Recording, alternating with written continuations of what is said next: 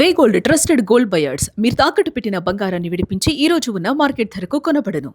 పశ్చిమ బెంగాల్ ఎన్నికలు రసవత్తరంగా సాగుతున్నాయి. ఇప్పటికే తొలి దశ ఎన్నికల్లో 93% పోలింగ్ నమోదు కాగా రెండో దశ ఎన్నికలపై ఆసక్తి పెరిగింది. బంగ్లాదేశ్ నుంచి బెంగాల్కు వచ్చిన స్థిరపడిన మతువాలు ఎవరికి మద్దతుగా నిలుస్తారనేది ఉత్కంఠగా మారింది. బంగాల్లోని 3 జిల్లాల్లో ఉన్న 34 అసెంబ్లీ స్థానాల్లో ఎన్నికల ఫలితాన్ని ఒక హిందూ సామాజిక వర్గం డిసైడ్ చేయనుంది. అదే మతువా వర్గం. 1971లో పాకిస్తాన్ నుంచి బంగ్లాదేశ్ విడిపోతున్న సమయంలో ఎంతోమంది ఈ వర్గం ప్రజలు దక్షిణ బంగాల్ ప్రాంతానికి వలస వచ్చి స్థిరపడ్డారు.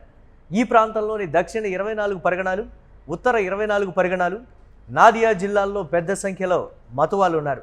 ఉత్తర 24 పరగణాల జిల్లాల్లోని బాగ్దా, గైఘాటా అసెంబ్లీ స్థానాలు మతువా వర్గానికి కంచుకోటలు లాంటివి.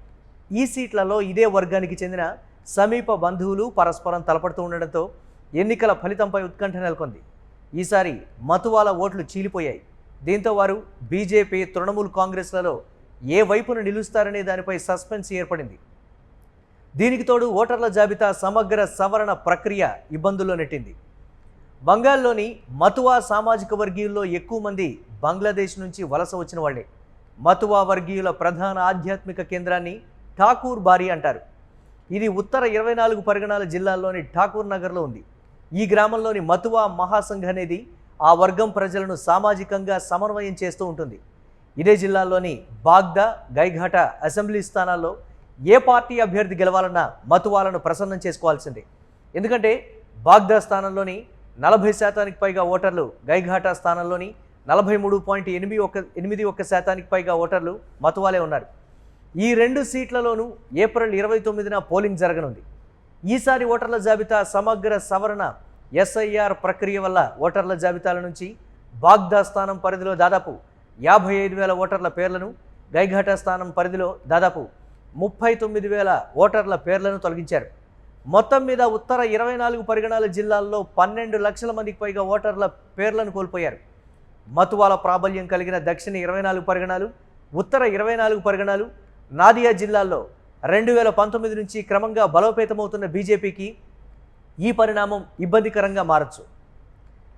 తమ పార్టీకి మద్దతునిస్తే సిఏఏ ద్వారా మతువాల భారతీయ పౌరసత్వంపై ఏర్పడిన అనిశ్చితి తొలగిపోతుందని బీజేపీ నేతలు గతంలో క్షేత్రస్థాయిలో ప్రచారం చేసుకున్నారు. కానీ ఇప్పుడు ఎస్ఐఆర్ వల్ల చాలామంది మతువాల పేర్లు ఓటర్ల జాబితాల నుంచి డిలీట్ అయ్యాయి. దీంతో ఆ వర్గీయుల్లో ఆగ్రహం వ్యక్తమవుతోంది. తుది ఓటర్ల జాబితాల నుంచి తమ పేర్లు మాయమవడం, తమ ఓటు హక్కుపై విచారణను కొనసాగిస్తూ ఉండడం, దశాబ్దాలుగా భారత్లోనే ఉంటున్న స్థానికతను నిరూపించుకోమని అధికారులు అడుగుతూ ఉండడం అనే అంశాలు మతువాల్లో కోపాన్ని పెంచుతున్నాయి. బాగ్దా స్థానంలో టీఎంసీ తరపున మతువా వర్గానికి చెందిన మధుపర్ణ ఠాకూర్ పోటీ చేస్తున్నారు. ఈమె sitting MLA, Rajya Sabha MP Mamata Bala Thakur కుమార్తెనే ఈ మధుపర్ణ ఠాకూర్. ఇక బీజేపీ తరపున సైతం మతువా వర్గానికి చెందిన సోమా ఠాకూర్ పోటీ చేస్తున్నారు. ఈమె కేంద్ర మంత్రి బొంగావున్ ఎంపీ శాంతను ఠాకూర్ భార్య. ఈ ఇద్దరు వరుసకు వదిన మరదళ్ళవుతారు. మధుపర్ణకు సోమా ఠాకూర్ వరుసకు వదినవుతారు. బీజేపీ అభ్యర్థిగా సోమా ఠాకూర్ను ప్రకటించడాన్ని పార్టీ శ్రేణులు వ్యతిరేకించాయి. ఆమెను బయటి వ్యక్తిగా అభివర్ణించాయి. మాజీ బీజేపీ ఎమ్మెల్యే దులాల్బర్కు టికెట్ ఇవ్వాలని డిమాండ్ చేశాయి. అయితే అందుకు పార్టీ నో చెప్పింది. దీంతో దులాల్బర్ స్వతంత్ర అభ్యర్థిగా ఎన్నికల బరిలోకి దిగారు. గతంలోకి వెళితే బాగ్దా స్థానంలో 2021 అసెంబ్లీ ఎన్నికల్లో 49% ఓట్లతో బీజేపీ తరపున బిశ్వజిత్ దాస్ గెలిచారు. అయితే అనంతరం ఆయన టీఎంసీలో చేరిపోయారు. ఇక 2024లో జరిగిన ఉప ఎన్నికలో టీఎంసీ తరపున పోటీ చేసిన మధుపర్ణ ఠాకూర్ గెలిచారు. అప్పట్లో ఆమెకు 55% పైగా ఓట్లు వచ్చాయి. దీన్ని బట్టి మతువాల మద్దతు ఎంత లభించిందో అర్థం చేసుకోవచ్చు. గైఘాటా అసెంబ్లీ స్థానంలో బీజేపీ తరపున సుబ్రతా ఠాకూర్ పోటీ చేస్తున్నారు. ఈయన all India Matua Mahasangh chairman Shantanu ఠాకూర్కు అన్నయ్య అవుతారు. 2021 అసెంబ్లీ ఎన్నికల్లోనూ ఇక్కడి నుంచి 47% ఓట్లతో సుబ్రతా ఠాకూర్ గెలిచారు. మతువాలకు భారతీయ పౌరసత్వం కొనసాగుతుందనే బలమైన హామీని బీజేపీ ఇచ్చిన అనంతరమే ఆ పార్టీలో సుబ్రతా ఠాకూర్ చేరారు. ఈసారి ఆయనపై టీఎంసీ తరపున మతువా వర్గానికి చెందిన నరోత్తమ్ బిశ్వాస్ పోటీ చేస్తున్నారు. బినాపానీ దేవి మతువా సామాజిక వర్గానికి ఆధ్యాత్మిక గురువుగా, బంగాల్ రాజకీయాలను శాసించే కీలక శక్తిగా వ్యవహరించారు. చాలా దశాబ్దాల పాటు నాదియా, ఉత్తర 24 పరిగణాల జిల్లాల్లో ఎన్నికల ఫలితాలను ప్రభావితం చేశారు. 2010లో మమతా బెనర్జీని బినాపానీదేవి కలిసిన తర్వాత మతువా వర్గం మద్దతు టీఎంసీకి లభించింది. బినాపానీదేవి పెద్ద కుమారుడు కపిల్ కృష్ణ ఠాకూర్ టీఎంసీ తరపున ఎంపీ అయ్యారు. ఆయన మరణం తర్వాత బినాపానీదేవి కోడలు మమతా బాలా ఠాకూర్ ఎంపీగా గెలిచారు. 2019లో బినాపానీదేవి చనిపోయాక మతువా సామాజిక వర్గం రాజకీయంగా రెండుగా చీలిపోయింది. ఒక వర్గం మమతా బాలా ఠాకూర్ సారథ్యంలో టీఎంసీకి, మరో వర్గం శాంతను ఠాకూర్ సారథ్యంలో బీజేపీకి మద్దతిస్తోంది. ఈ నేపథ్యంలో బాగ్దా, గైఘాట అసెంబ్లీ స్థానాల్లో ఎన్నికల ఫలితం ఎలా వస్తుందో ఎవ్వరూ అంచనా వేయలేకపోతున్నారు. ఈసారి ఎన్నికల ఫలితంపై ఎస్ఐఆర్ ప్రక్రియ ప్రభావం కూడా కనిపించే అవకాశాలున్నాయి. डॉक्टर श्यामा प्रसाद मुखर्जी को तो शरणार्थियों का प्रवक्ता माना जाता था। उन्हीं के संस्कार आज भाजपा के भीतर है।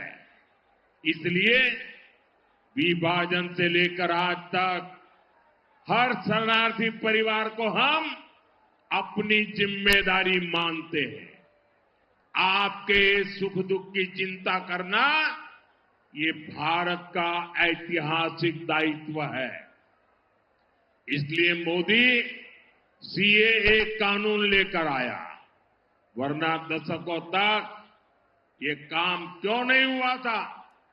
साथियों, मैं मतुआ, नामशूद्र और अन्य सभी शरणार्थी परिवारों से कहूंगा, आपको नागरिकता भी मिलेगी, आपको पक्का एड्रेस मिलेगा, आपको हर वो कागज मिलेगा, हर वो हक मिलेगा जो किसी भी